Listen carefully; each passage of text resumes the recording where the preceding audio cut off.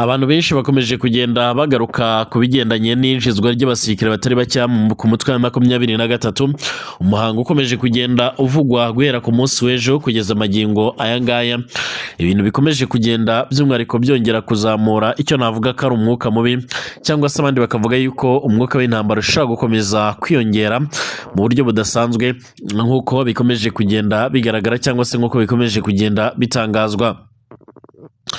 Amakuru yihuta cyane by'umwihariko akomeje kugenda atugeraho, nk'uko amakuru akomeje kugenda atugera bivuga, nuko ku munsi w'ejo by'umwihariko haribwo inkuru zigendanye no gushyira ku mugaragaro by'umwihariko abasirikare ba 23 bari bamaze kugenda by'umwihariko binjira mu gisirikare, aribwo umuhango wabaye.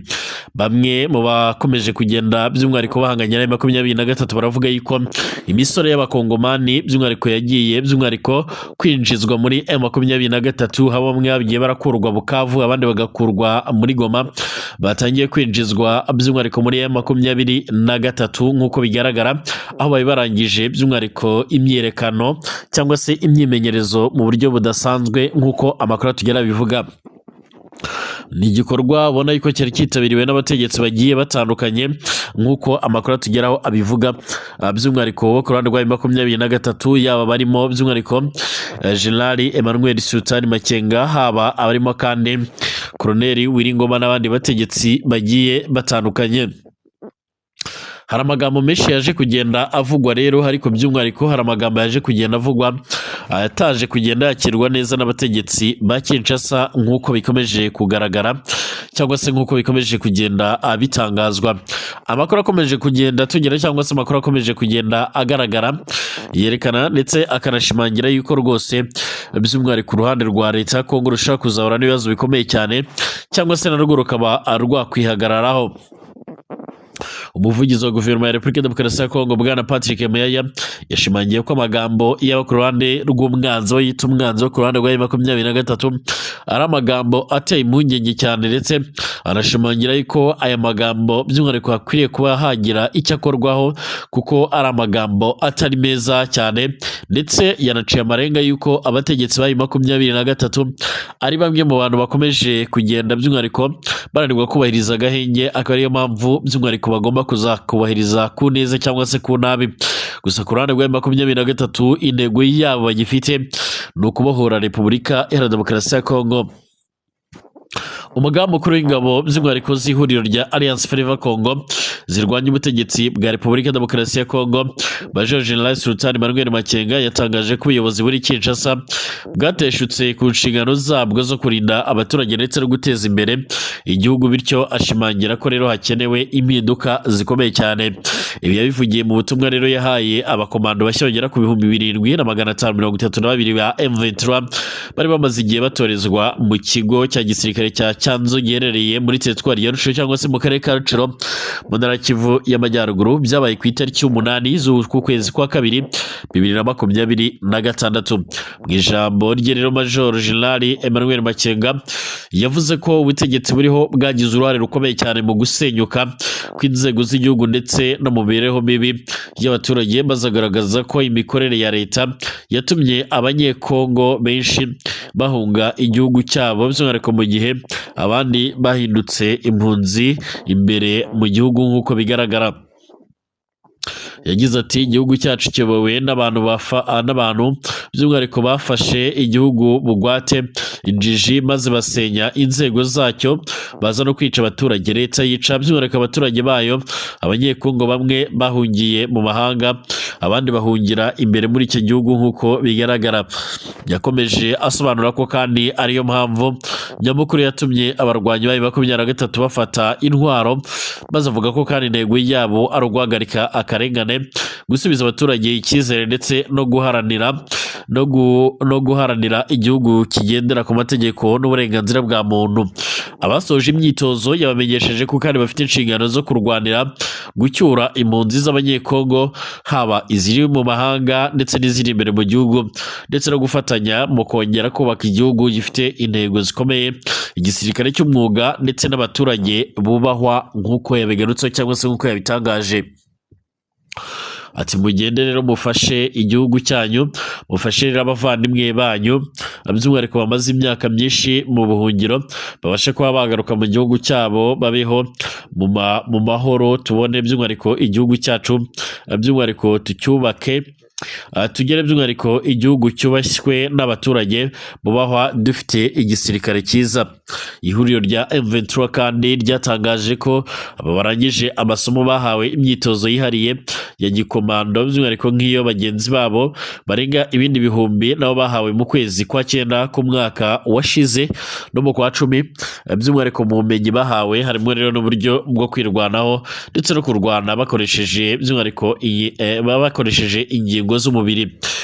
Iyinjizwa ry'abasirikare kandi by'umwihariko ryongeye guteza impaka by'umwihariko ndetse by'umwihariko n'ayandi magambo aremereye cyane ashobora kuza gutuma abatari bakeya bakomeza kugenda bavuga ndetse banagaragaza neza yuko intambara ishobora kuza guhindura isura umwanya n'umwanya ku butaka bwa Kongo.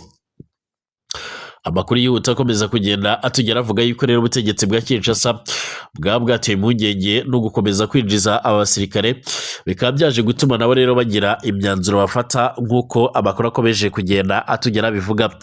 Nanzuje kuri iyi nkuru ivuga yuko by'umwihariko Murundi yamaze kuba imfungwa y'intambara muri Ukraine, aho yari yagiye agiye kwiga ibigendanye na engineering mu Rusiya, hanyuma bikaza kurangira yoherejwe ku mirongo y'imbere ku rugamba. Ni umusore w'imyaka 32 uvuga ko ari Umurundi, ni imfungwa y'intambara muri Ukraine nyuma yo kujya mu Rusiya, azi ko agiye kwiga, ariko kandi nyuma y'amahugurwa yo kurasa ndetse no gutera grenade akaza koherezwa mu ntambara ahitwa muri Donetsk muri Ukraine nk'uko abivuga. Mu buhamya yatanze by'umwihariko mu Kirundi bwateguwe by'umwihariko butangazwa n'ikinyamakuru United 24 Media cy'ibiro bya perezida wa Ukraine gitangaza amakuru kuri intambara abogamiye by'umwihariko ku ruhande rwa Ukraine. Bwana Jean Bosco Akimana avuga ko atabonye amahirwe yo gukomeza amashuri ya kaminuza mu Burundi, ariko kandi yavuganye n'umugabo witwa Elias akabwizeza amahirwe yo kwiga mu gihugu cy'Uburusiya. BBC yemeza ko itabashije kugenzura mu buryo bwizewe ibivugwa n'uyu musore, kandi uruhande rwa leta y'u Burundi ruvuga ko rwamenye ikibazo cy'uyu musore ariko ntacyo ruragitangazaho. Ubuhamya bwe by'umwihariko buriyongera ku bw'urundi rubyiruko rw'Abanyafurika rwijejwe akazi, amashuri cyangwa se umushahara mwiza, rukisanga mu ntambara muri Ukraine rurwanira Uburusiya. Bamwe rero muri bo by'umwihariko baza kuhasiga ubuzima. Akimana avuga ko nyuma yo koherezwa pasiporo ye ndetse no kubona ibyangombwa, yagiye mu Burusiya by'umwihariko ko nubwo yari azi ko hari by'umwihariko intambara hagati y'igihugu cy'Uburusiya ndetse na Ukraine, ariko atarazi ko n'umunyeshuri ashobora rero koherezwa ku ntambara. Yongera ko kandi yijejwe gusubizwa by'umwihariko amadolari ibihumbi by'umwihariko amadolari 2,000 hafi by'umwihariko miliyoni 6 z'amafaranga y'amarundi ya tike y'indege yatanze by'umwihariko yamugejeje mu Rusiya, ariko ko ageze by'umwihariko ntayo yigeze ahabwa. BBC gaheza miryango izi network y'abantu bashishikariza urubyiruko rw'abarundi kujya mu Rusiya kwiga cyangwa se guhabwa akazi by'umwihariko gatandukanye, ndetse bamwe bagatanga amafaranga kugira ngo by'umwihariko babigereho. Mu kwezi gushize BBC yatangaje ibyo rero yabonye ku mugore witwa Paulina Alexandrovna ukoresha by'umwihariko imbuga nkoranyambaga mu gushishikariza urubyiruko rwo mu bihugu birimo n'ibya Afurika kwinjira mu gisirikare cy'Uburusiya, by'umwihariko arwizeza umushahara ugera by'umwihariko ku bihumbi 3 by'amadolari, miliyoni hafi 9 z'amafaranga y'amarundi. Bamwe mu rero by'umwihariko yabashije kujyana baguye ku mirongo y'imbere ku rugamba. Kuri iki kibazo kandi leta ya Kenya yabwiye BBC ko izavugana n'Uburusiya kubera amakuru akomeje kwiyongera y'abaturage bayo barimo rero kujyanwa n'iki gihugu ku rugamba rwa Ukraine. Uretse kandi witwa Elias Akimana ntabwo avuga abandi bamujyanye abari bo, gusa avuga ko rero yari yijejwe kwiga by'umwihariko ibigendanye na engineering muri kaminuza i Moscow mu gihugu cy'Uburusiya, kandi bagiye ari abasore babiri b'abarundi bazi ko bagiye mu bigendanye no kwiga. Yemeza ko bageze i Moscow, avuga ko bahise bajyanwa mu mujyi wa Olela, aho bageze ku wa 11 Ugushyingo umwaka ushize, nyuma yo kuruhuka by'umwihariko bagasinyishwa inyandiko ziri mu Kirusiya. Ati tumaze gusinya twarasohotse dusanga imodoka ya gisirikare iradutegereje. Avuga ko rero bahise berekeza mu nkambi ya gisirikare bagahabwa impuzankano za gisirikare, ko rero umwe mu bo bahahuriye wo muri Pakistan ariwe rero wamusobanuriye ko bagiye kujya ku mirongo y'imbere ku rugamba. Wo muri Pakistan kandi yabwiye Akimana ko nyuma y'aya masezerano bazishyurwa by'umwihariko ibihumbi bigera kuri 27,300 by'amadolari, ariko Akimana akavuga ko aya mafaranga ntayo bahawe, gusa ko kuri telefone bari bahawe babonye hajyaho amalubasi 2,800 hafi by'umwihariko amadolari 60 agera kuri konti bari bafunguriwe. Yongeraho ko we na bagenzi be b'abarundi bari babaye batatu, bari bafite ubwoba kandi nta muntu ubasha kumva ururimi rwabo ngo bamubwire ko rero badashaka kujya muri iyo ntambara. Nyuma y'imyitozo y'ibyumweru bigera muri 2 by'umwihariko birengaho iminsi mikeya, Hakimana avuga ko we na bagenzi be boherejwe ku mirongo y'imbere ku rugamba muri Donetsk muri Ukraine, gusa we atashakaga n'ubundi kurwana. Ati nifuzaga gucika ku rugamba. Avuga ko rero yamaze iminsi 10 cyangwa se irenga nta mazi nta n'ibyo kurya bafite, maze akaza kwishyikiriza ingabo za Ukraine, aho rero bamwatse telefone ndetse na pasiporo ye by'umwihariko bakamujyana gufungwa.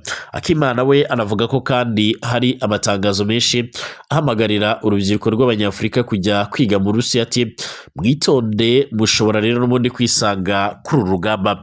BBC yabajije uruhande rwa leta y'u Burundi niba ruzi iki kibazo cya Akimana, by'umwihariko bavuga ko babibonye ku mbuga nkoranyambaga ariko ntacyo rurabasha kubivugaho muri aka kanya.